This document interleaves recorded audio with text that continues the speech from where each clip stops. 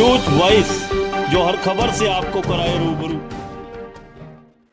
रेवाड़ी नगर परिषद के अधिकारियों पर एक ठेकेदार द्वारा जहां गंभीर आरोप लगाए गए हैं, तो वहीं ठेकेदार द्वारा लगाए गए इन आरोपों पर इनेलो के प्रदेश प्रवक्ता एडवोकेट रजवंत दहीनवाल ने कहा कि ऐसा पहली बार नहीं हुआ है जब इस प्रकार भ्रष्टाचार का मामला सामने आया हो। लगातार नगर परिषद रेवाड़ी पर आरोप लगना यह दर्शाता है कि बीजेपी सरकार में भ्रष्टाचार चरम पर है और ये ईमानदारी का चोला ओढ़े हुए हैं, जिनकी असलियत अब खुलकर जनता के सामने आ रही है। इनेलो प्रवक्ता ने कहा कि नगर परिषद चुनावों में बीजेपी ने जो दावे किए थे, उनमें से एक भी दावे पर पार्टी खरा नहीं उतर पाई। चारों ओर बेसहारा पशुओं ने शहर को घेर रखा है। शहर में गंदगी का आलम है।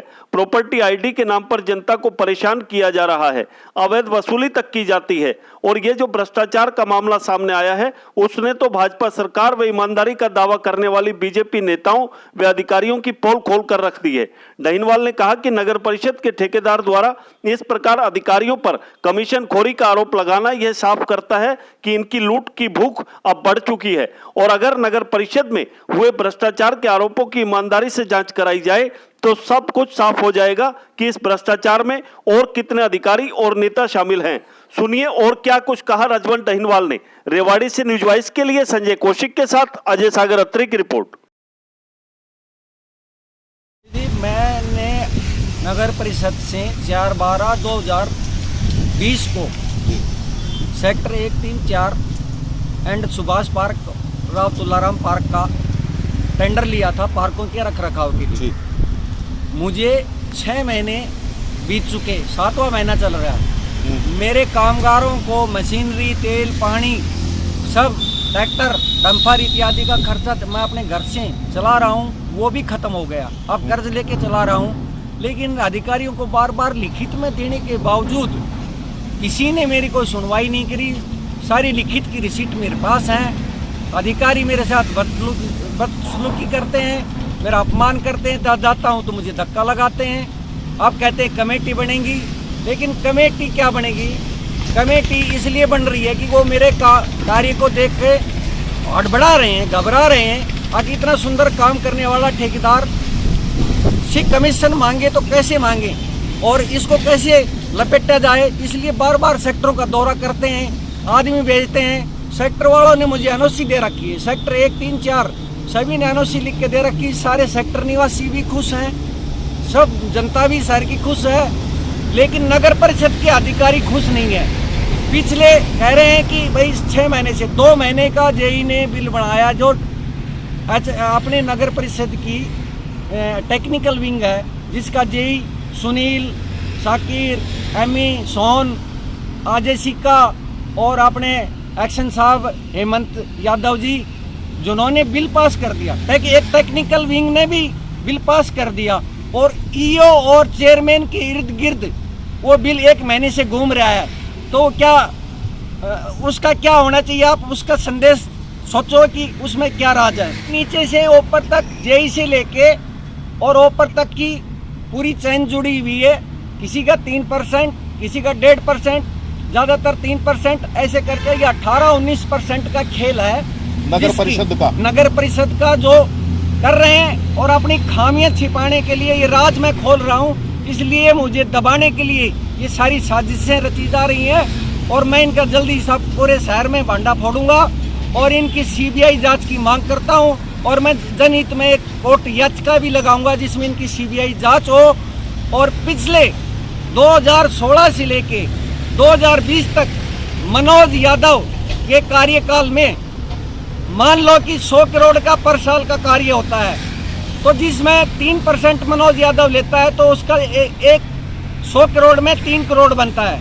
इस तरीके से मनोज यादव ने 2016 से 20 तक लगभग 4 साल राज किया यहाँ पे और उसने नगर परिषद को हाईजैक करके सब अधिकारियों को इस कमीशन में फंसा लिया। और इस तरीके से 500 करोड़ का यदि काम होता है तो 500 करोड़ के हिसाब से 500 करोड़ का 20% आप निकाल सकते हो कितना बनता है। इतने ये 7 अधिकारियों ने गटर रखे है। ये नगर परिषद रेवाड़ी में भ्रष्टाचार की आवाज उठना कोई पहली बार नहीं हो रहा। काफी लंबे समय से ये चल रही है कि एक पूरे हरियाणा में आवाज आई थी कि जो घोटाला रेवाड़ी के नगर परिषद में हो रहा है, इससे बड़ा घोटाला कहीं पे भी नहीं हो रहा। यहाँ पे अधिकारी, कर्मचारी, हर व्यक्ति इसमें शामिल बताया जाता है। तो ये छोटी बात नहीं है, इसमें उच्च अधिकारियों का इसमें संलिप्तता से इनकार नहीं किया जा सकता है। हो सकता है इसमें भारतीय जनता पार्टी के जो बड़े नेता हैं वो भी इसमें शामिल हो, क्योंकि जिस प्रकार से एक ठेकेदार ने अधिकारियों के ऊपर, बड़े अधिकारियों के ऊपर, चेयरमैन के ऊपर कमीशन खोरी का आरोप लगाया है और जिस बेबाकी से लगाया है, तो ये निश्चित है कि ये गोलमाल पिछले लंबे समय से चल रहा है और कोई भी आदमी इतना स्पष्ट रूप से आरोप नहीं लगा सकता। यहाँ पर जिस हिसाब से ये आरोप लगे हैं और अधिकारियों के ऊपर आरोप लगे हैं, तो ये आरोप कोई गलत नहीं है। सीधे सीधे नगर परिषद पर इस तरह के आरोप लगना उनके एक बड़ा गड़बड़झाला सामने आ रहा है। इससे पहले एक पूर्व चेयरमैन थी, उसके ऊपर भी आरोप लगे थे, वो मामला कहाँ है। इससे पहले यही नगर परिषद है जहां पे कहीं अवैध जमीन पर कब्जा कराया जाता है, उसको बेचा जाता है, कहीं लाखों रुपए की टंकी को बेचा जाता है। उनका हिसाब किताब कहाँ है? सिर्फ ये लिपा पोती कर इस मामले को दबा देंगे। इससे पहले भी जो मामले दबाए हैं, जब इस तरह के मामले सामने आ रहे हैं, तो जो हमारे जिले के मुखिया हैं, उपायुक्त महोदय हैं, उनका इस मामले में अभी तक संज्ञान न लेना ये भी संदिग्ध है। अगर इतने बड़े स्तर पर अगर घोटाले की या गोलमाल की बात आ रही है, तो तुरंत प्रभाव से उपायुक्त महोदय को इस मामले में जांच करानी चाहिए थी। पहले कितनी बार जांच हुई है, कितने अधिकारियों को इसमें सजा मिली है। इससे पहले भारतीय जनता पार्टी के कई ऐसे बड़े पदाधिकारी थे जो खुद नगर परिषद पर घोटालों का आरोप लगाते थे, बड़ी आरटीआई लगाकर दिखाते थे कि देखो नगर परिषद में घोटाला हो रहा है, हमारी सरकार आएगी, हम ये करेंगे। और आज उनकी सरकार है तो आज वो लोग कहाँ हैं? इसके बाद अगर जिला प्रधान की बात करें या किसी और की बात करें, चेयरमैन की बात करें, वो कह रहे हैं कि ठेकेदार हमारा नाजायज आरोप लगा रहा है। अगर पार्कों का रख रखाव के लिए, मैंने ठेकेदार की भी बाइट सुनी है, पार्कों का रख रखाव करने के लिए 6 महीने से पहले उनको टेंडर दे रखा है, तो आज ये उसकी पेमेंट रोककर आज उसको क्यों परेशान किया जा रहा है? ये तो उसी दिन देखा जाए ना, उनको फॉलो अप लो। अगर कोई आदमी काम नहीं कर रहा तो उसको ब्लैकलिस्ट करो, उसको टेंडर से हटाओ और किसी आदमी की जिम्मेदारी निर्धारित करे। लेकिन जब उसकी पेमेंट, वो कह रहा है कि ठेकेदार कह रहा है कि मेरी 1 रुपए की पेमेंट नहीं हुई, 6 महीने से मेरे से काम करा लिया, और 1 रुपए की अगर उसकी पेमेंट नहीं हुई है, तो ठेकेदार की, मुझे नहीं लगता कि ठेकेदार की कहीं गलती नजर आ रही है। रही बात, ठेकेदार भी इस चीज से अछूते नहीं है। अगर भ्रष्टाचार फैला भी वही रहे हैं, कहीं ना कहीं काम में कमी होगी तो पैसे भी दे रहे हैं। हो सकता है यहाँ पे अगर वो पैसे देने में कमीशन कहीं बढ़ा दिया हो, तो ये एक सोचने का विषय है, जांच का विषय है। लेकिन जांच किसी निष्पक्ष अधिकारी से होनी चाहिए, और जिस अधिकारी के ऊपर ये आरोप लगे हैं या जो भी जिन लोगों पर बाकायदा उन्होंने तो नाम बताया है, उन लोगों को पहले तो वहां से उस पद से मुक्त किया जाए, उसके बाद जांच की जाए। क्योंकि अगर वो पद पे रहते हैं तो फिर निष्पक्ष जांच की तो उम्मीद हो ही नहीं सकती। इस चीज मैं बता रहा हूं कि हर बार ये कहते हैं कि मामले में जांच चल रही है, तो उस जांच का रिजल्ट क्या रहा? आज तक किसी भी जांच का रिजल्ट आया हो, किसी अधिकारी पे कार्रवाई हुई हो? आज तक तो नहीं हुआ ना। तो ये इस मामले को भी कहीं ना कहीं दबाने का काम कर रहे हैं।